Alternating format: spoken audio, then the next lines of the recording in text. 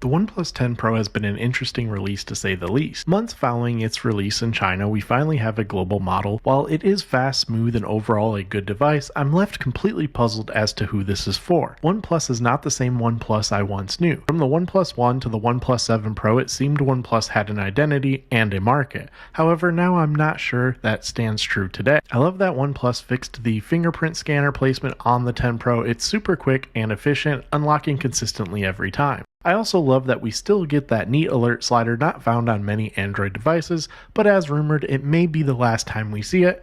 I hope not, and I hope that proves to be untrue.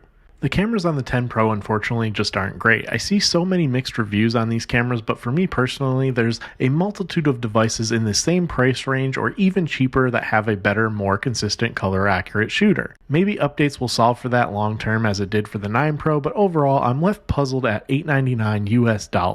Aside from all the typical reviews, I really wanted to take the time to address more so the elephant in the room. Where is OnePlus headed?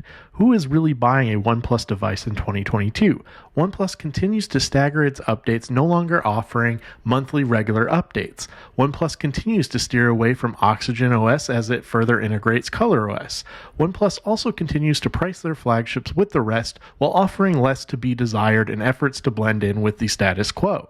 I miss the days when OnePlus never settled, standing out from the rest, offering more value and representing a community of users who really championed OnePlus's success. It seems like now, though, all of that has faded as OnePlus focuses in on cost-cutting, profit margins, and pushing mid-range Nords over its flagships. I hope OnePlus recovers, but I can confidently say OnePlus is no longer for me. I've poured so much into the community, so much into OnePlus events, stressful lab reviews, and I've invested into OnePlus buying every OnePlus device to date, paying for them myself out of pocket, while OnePlus unfortunately has taken the easy route, settling, fading away from the global markets, ignoring their community, and for all those reasons, I'm out. It's been great, but all great things must come to an end. Let me know your thoughts on OnePlus, the OnePlus 10 Pro. Thank you, take care, and stay safe.